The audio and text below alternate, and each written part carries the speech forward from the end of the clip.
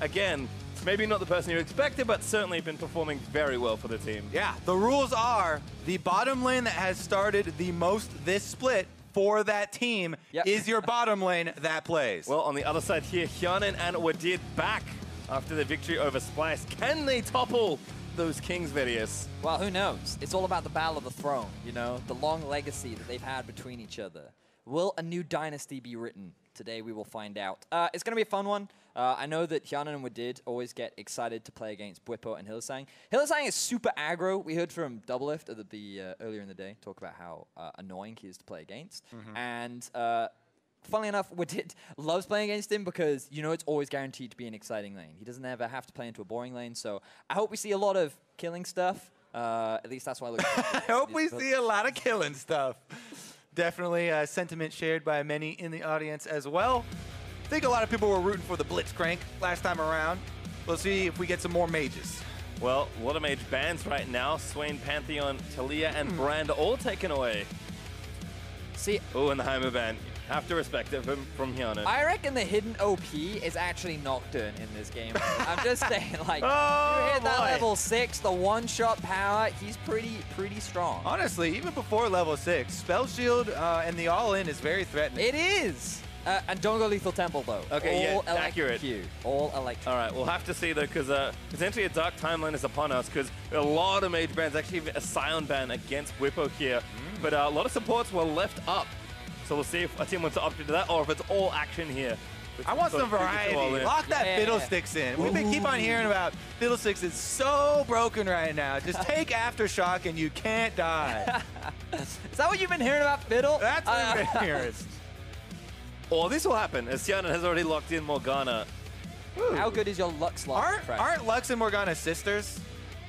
I don't know. Close enough. They both bind. That's the same, right? Oh, all right. Well, that is the combo there for G2. Morgana and Lux locked in side by side. This would be quite the lane from Fnatic. What? Oh my god, he did it! Yeah, Pyke. Oh, damn. Okay. This is also on the micro patch with the small nerfs to Pyke, where they did nerf tanky Pyke. So they really encourage you to build more attack damage. And so if he does go for a DPS Pyke and actually starts buying long swords, then it'll be very interesting as far as the all-in goes. All right, well, it's double melee versus double range this time around. We had melee range versus double range in our last game. I mean, it's one of those things where I would give Fnatic's bot lane an edge in this style of tournament in a lot of matchups, but I feel like they've made it quite hard for themselves here. I mean, there's the win wall too to help with that, and because Lux and Morg are so squishy, if you do land a single hook, you can choke them out very quickly. And I think a lot of people underestimate how much damage Pyke actually has in a couple of early levels. So I think the responsibility is on Fnatic to be super proactive in the early game. Plus, how much damage this Fnatic composition can actually heal back up or block with the Yasuo shield. You know, Pyke, after you just get out of vision, can actually get the better of you after a trade has already happened. I do have to say, minions are going to be super important in this matchup because that is going to allow a lot of the mobility from Bwipo and Fnatic, as well as blocking the bindings from G2. So I want to highlight that the moment they got into the game, G2 did in all chat types XD. Yeah, it's definitely an XD bot lane. If it works, it's the greatest bot lane ever, but if it doesn't, that's like in your game, you're like, oh, report Yasuo for picking troll bot lane. But is it the best in the West, Vedius? That's what we're here to find out. As actually maybe an early recall for Bwipo. Didn't like losing a couple of his health to an early dark binding. Actually, it was a light binding, perhaps. I can't tell based on the mana that's if you want to troll people, you spam laugh on Lux, not base. This is the wrong... He's got manners. Double rainbow? Looks like what does it mean?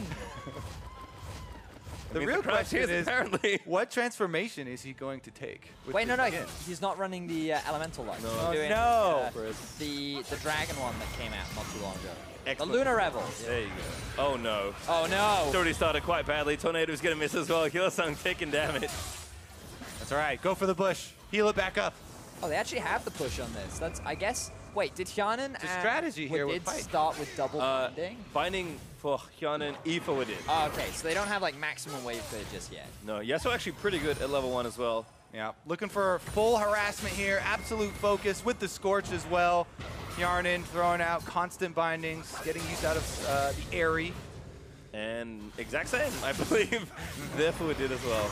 The oh! Pyke does get the hook in for a little bit of extra damage.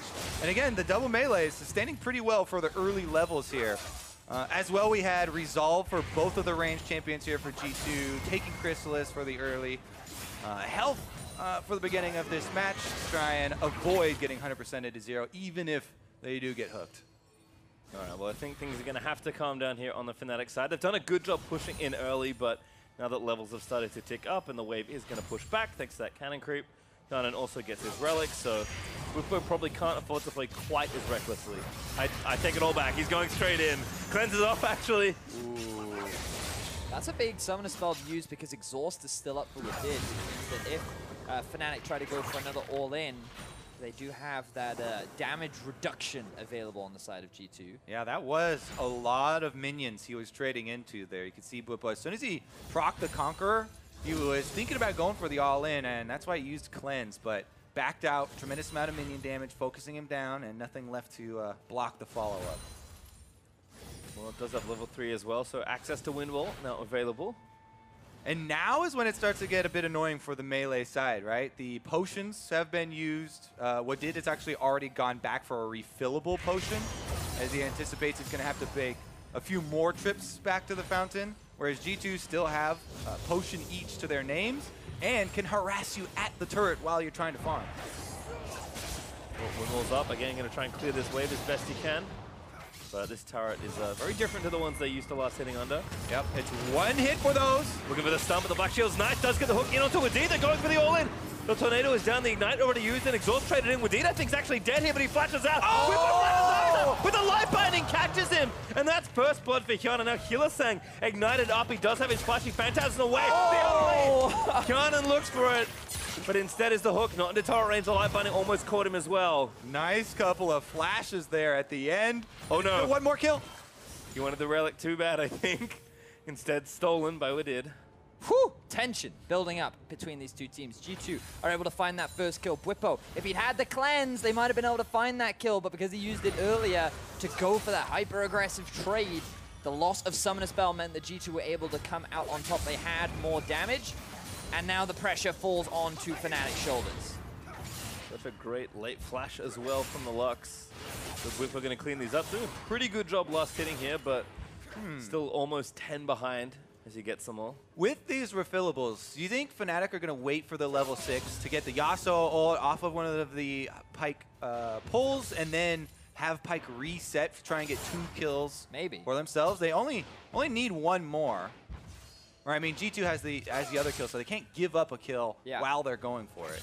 I mean, the problem is Hylissang's only level 4, while both of G2's members have already reached level 5. So I think if Fnatic are relying on the level 6, it's going to be really difficult. And we've seen that Black Shield can be pretty obnoxious when it comes to landing this hook as well. So I'm still going to have my bets hedged towards G2. And even when they hit level 6, like Morgan's really good into melee champion with the Soul Shackles. So we'll find out. But Bwipo right now is at least trying to get the wave pushed back in. Does have a second Doran's Blade, so is trying to get the lifesteal back and get these waves pushing back in. They're actually not too far behind on CS, but will be behind overall, just kind of based on that early kill. And I feel like G2, at this point, kind of know that. Playing back, no need to go too crazy. Bwipo going back to base. Oh, getting mad resistance. All right. Ooh, got the cannon. Level 5 now as well. Hylissang might actually be able to play catch-up, but there's basically no way you get ultis before G2 does. Well, they've already got one here for the level 6 on Hjarnan, on the Morgana. Bwipo back in time for the wave at the turret, though. Should be able to get his pretty soon. We got a dagger as well here for Bwipo, so I think knows that an all-in is coming soon. Oh, another root lands in. Great wind wall there. Blocks the rest of the follow-up damage from Lux. One level 6 has been acquired. Hylissang is looking for his. Running off the wave right now. Must be relatively close. Does get the hook, but no ult follows. Still the Phantasm. Actually hits with the Soul Shackles down. Oh. They're going for the all-in, but Hylissang is going to kite out the rest of it. Wadid is getting low. There's the laser out from Lux. Hylissang goes down. Wadid Wadid gonna push G2's bot lane into the finals. Yeah, they didn't even have Pyke level 6, and he's going for the 1v2 by himself up there, exposes himself, and goes down. Wow, there we can see the setup. This is from the, I think this is the first kill that Fnatic tried to set up for themselves, but Yeah. oh, that binding at the last second coming in from Wadid, allowing him to get the health relic and turn it around. And here, you talked about it, Kobe. No level 6. Yes, you denied the health relic, but Hjarnan used his ulti onto Hylissang. That set him up for the binding to then land into the full combo, and there's just more than enough damage to secure the kill. Yep, since they got the earlier one, an easy clean up there. I have to say it was surprisingly close. If he actually got the kill on Lux, there's certainly an opportunity, but like you said, Vedius, Soul Shackles just denied all the fun they were trying to have. So G2's bot lane now, 2 for 2. I believe they're undefeated in the 2 versus 2s, and that's quite an impressive performance from the Seed 2 here at Rift Rivals. Well, let's see their opponent back on the NA side of the bracket. 100 Thieves took game 2, and as a result will promote to face the representative